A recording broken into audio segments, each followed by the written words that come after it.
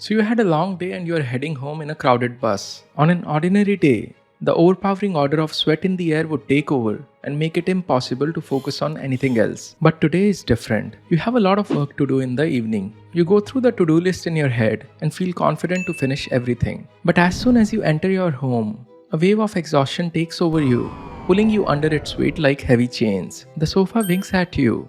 You sit down and start scrolling Instagram. An hour goes by, you start feeling guilty. You convince yourself to start studying after dinner.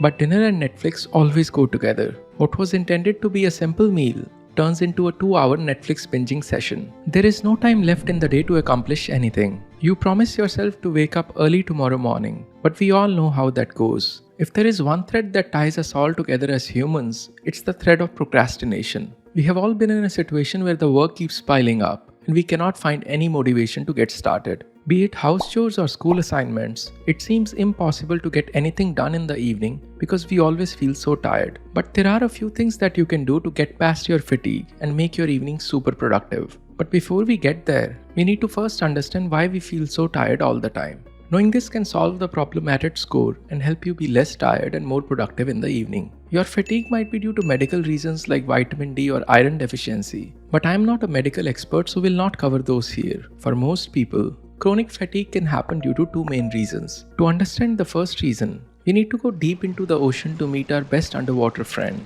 dolphins. Dolphins can sleep with only one half of their brain at a time. That's because they cannot breathe underwater and they need to remain on the surface of water to breathe when they sleep. Dolphins are an interesting example of how different creatures adapt their sleep patterns to their environment. In humans, this adaptation of our sleep to our environment is called circadian rhythm. Circadian rhythm is an internal clock that controls your sleep-wake cycle. When your circadian rhythm gets thrown out of sync, you start feeling irritated and tired. This is why when you travel across time zones, you feel jet-lagged. Your circadian rhythm is controlled by your genetics, age, and environmental cues like sunlight and darkness. That's why your circadian rhythm is unique to you. If you're feeling tired all the time, it might be because you are out of sync with your circadian rhythm, and it might be worth investing some time into understanding your own rhythm. But even if you are in sync with your circadian rhythm and sleep well at night, there is still a chance that you feel tired all the time. If you have ever had a demanding job, you know what a burnout is. Prolonged stress and overwork can cause a state of physical, mental, and emotional exhaustion that we call burnout.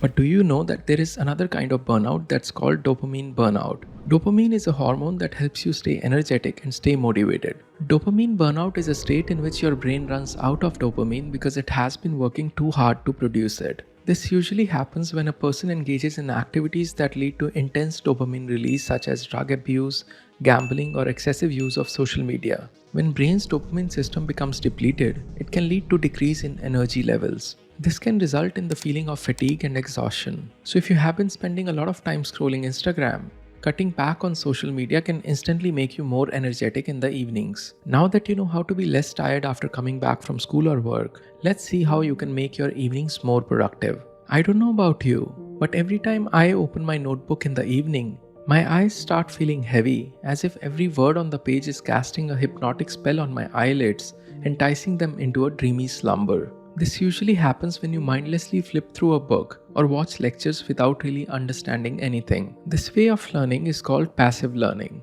Passive learning does not work when your tired brain is trying really hard to reject any information you throw at it. A better approach would be to become more involved and use active learning. One way to do this is active recall, and here is how it works. When you are learning something, you are putting a lot of new information somewhere inside your brain. In an ideal world, since the information is already stored in your brain, you should be able to access it whenever you need. But in reality, you forget most of it with time, unless you are actively trying to retrieve this information before you forget it. This is exactly what people try to do when they use flashcards to study for exams. The key is to actively generate information rather than passively reviewing it. When you actively recall what you have learned, you reinforce the neural connections related to that knowledge. So instead of casually flipping through the book, write down some questions to test yourself at the end of the chapter. And once you are done with the chapter, write down the answers to these questions from your memory. To supercharge your evenings even more, we need to go back to 20th century Italy.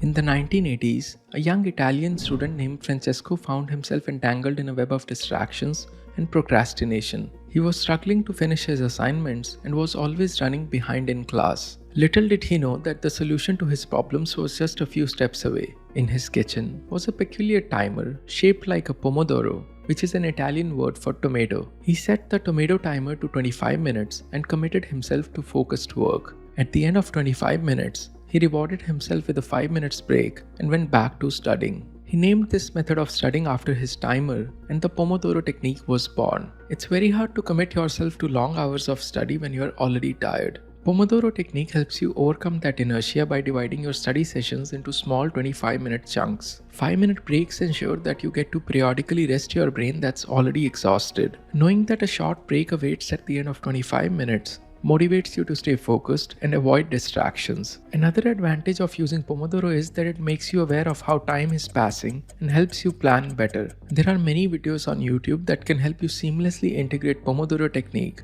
into your own studies. So you've decided to work in 25-minute blocks. That's a great first step towards improving your productivity. But here's the catch. Simply dividing your time won't magically make you more efficient. Let me explain what I mean by this. If you aimlessly go down your task list, you might never get to the end. That's because the work has this uncanny ability to expand and fill the time you allot for it. If you allocate 1 hour for a task that would realistically take you only 30 minutes, sure enough, you will end up spending a full hour on it. Your brain is clever enough to know that you have plenty of time to finish the task, so it instinctively slows you down. This is also called Parkinson's law, and it's the reason work expands or contracts to fill the time you allot for it. But is there a way to use this law to our advantage? Enter artificial deadlines.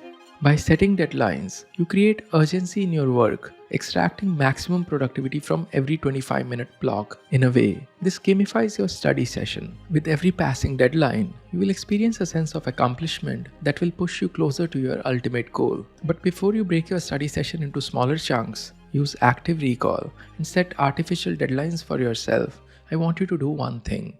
Sleep for exactly 90 minutes. I know this sounds counterintuitive, but hear me out first before you discard the idea. When you try to sleep, for the first 10 minutes, you are in this transitional stage between wakefulness and sleep. For the next 20 minutes, your brain slows down and your body temperature drops. You're preparing to enter deep sleep here. For the next 30 minutes after that, you are in deep sleep. Deep sleep is crucial for physical restoration, tissue repair, and immune system functioning. It is also important for memory consolidation and learning. After deep sleep, you enter rapid eye movement or REM sleep, where your brain activity increases and you are dreaming. In REM sleep, your muscles are temporarily paralyzed so that you don't act out your dreams. REM sleep is crucial to restore and rejuvenate brain function. This entire sleep cycle takes about 90 minutes. Now these numbers might vary from person to person, but I hope you get my point. Anyway, if you wake up in the middle of a sleep cycle, you don't feel rested and can be irritated very easily. That's why short naps don't really work well to fully refresh you. But once you sleep for a full 90 minutes, you'll feel like you've got yourself a whole another day to work. You'll feel much less tired and your brain will be able to focus for a longer period of time. Add active recall, Pomodoro and deadlines to that,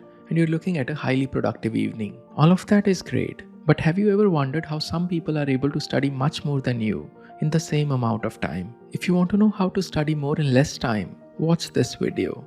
My name is Sahil, and I'll see you in the next one.